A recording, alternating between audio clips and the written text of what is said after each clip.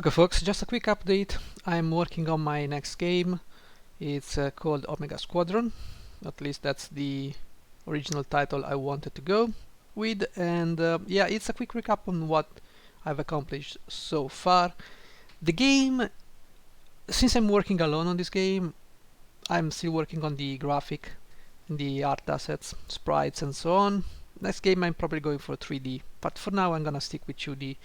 And the game is going to be originally I got inspiration from a game called Force 7, which is an old game from the Commodore 64.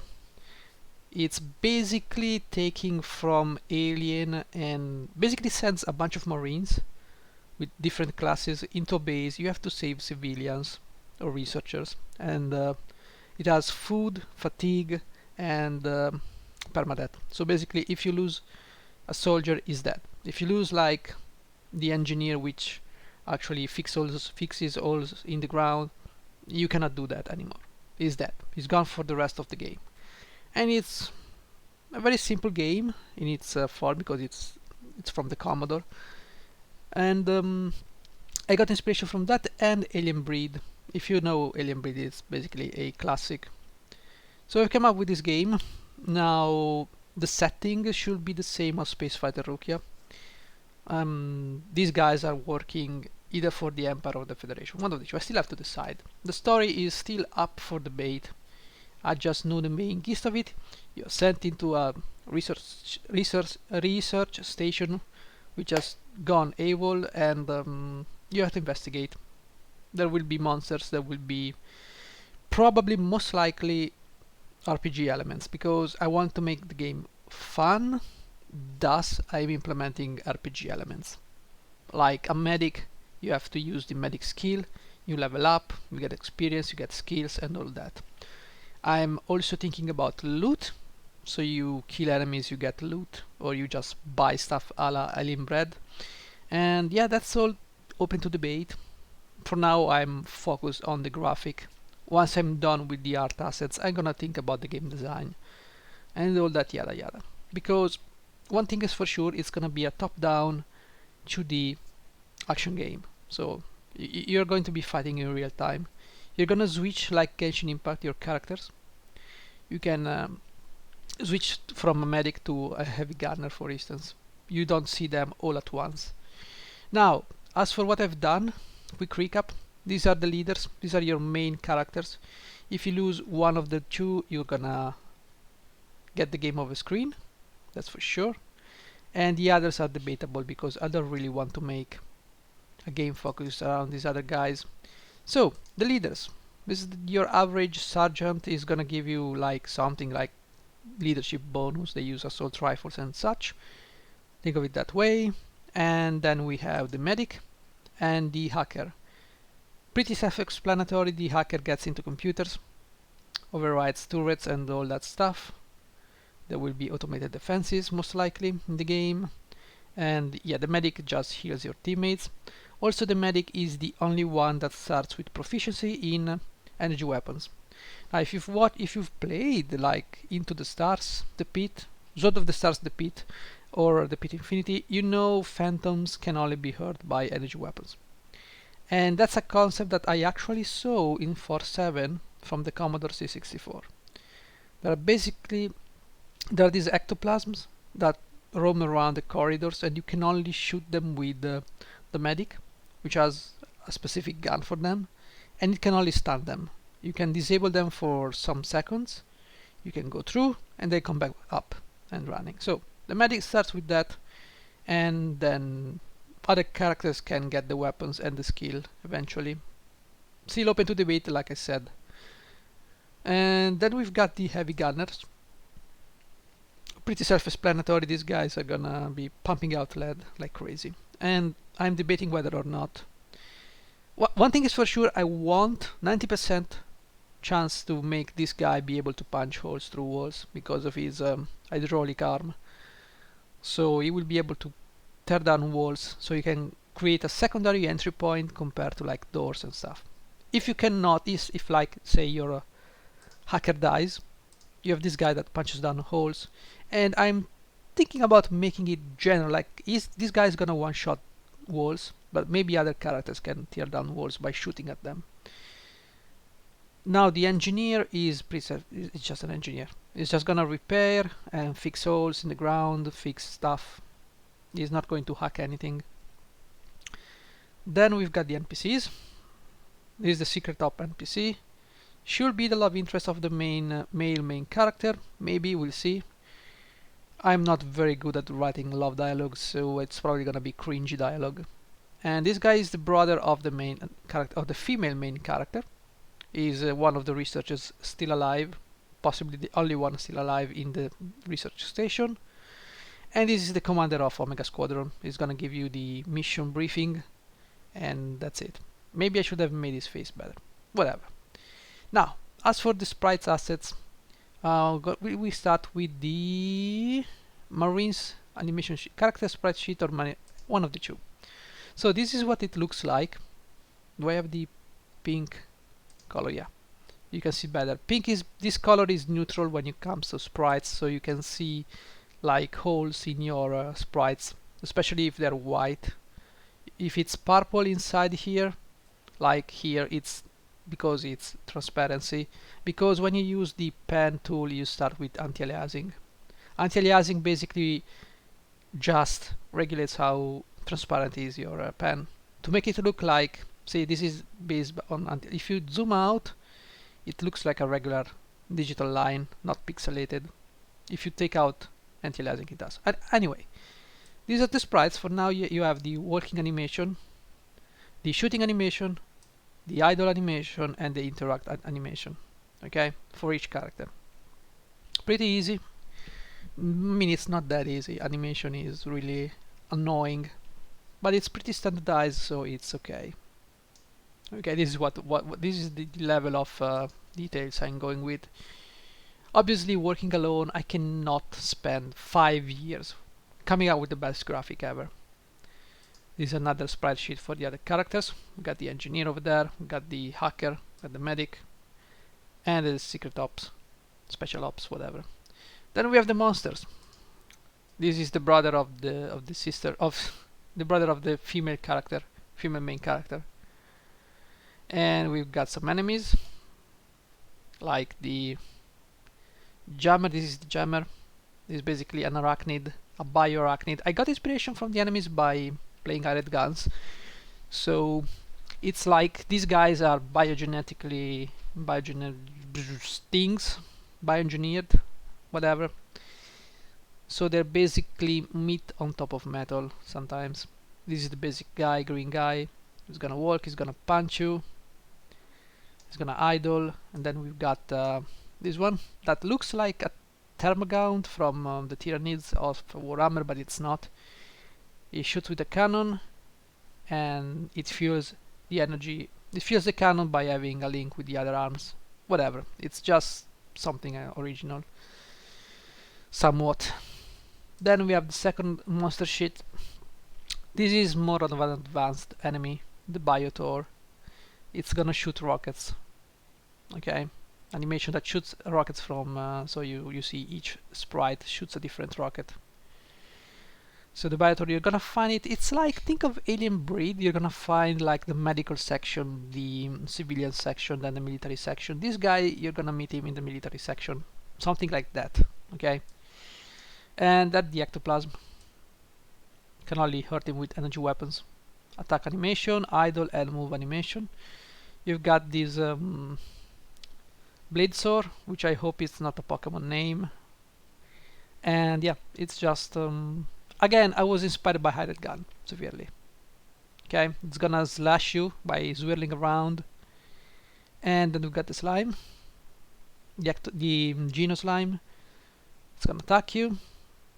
A little bit of what's it called? Smudging over here to give the illusion of movement and the fact that it's a slime. Okay, this is the moving animation. Okay, actually this is attack animation, this is the moving animation. And then the last sprite sheet, I've been working on. Okay, this monster looks like a sausage, but it's not.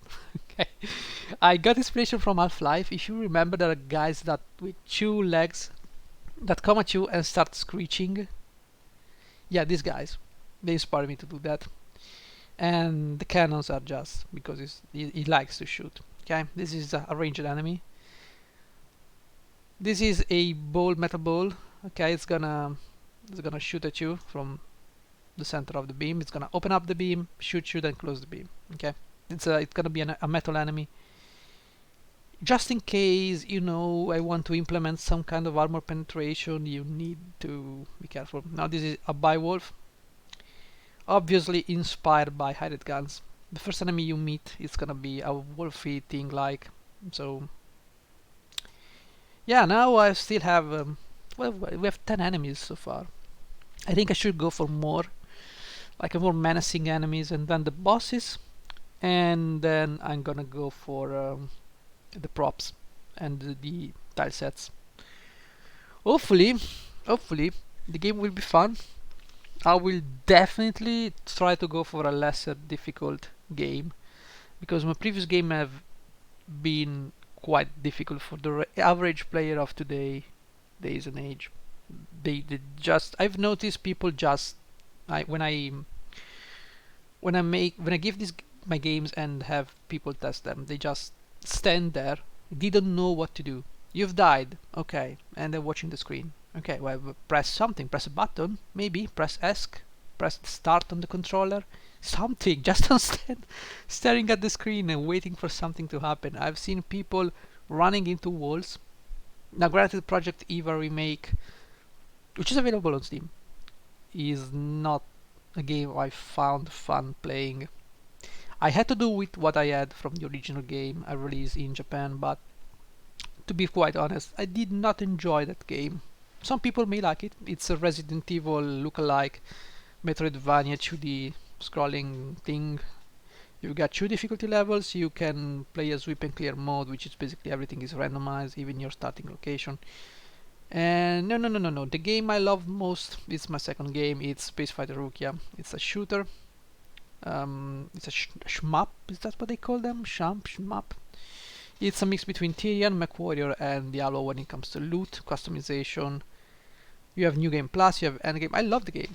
I've played through the game. I've made a series on my channel. It's I went through the New Game Plus also, so the game has to be fun. If a developer plays his own game and he has fun playing his game, it's definitely a fun game.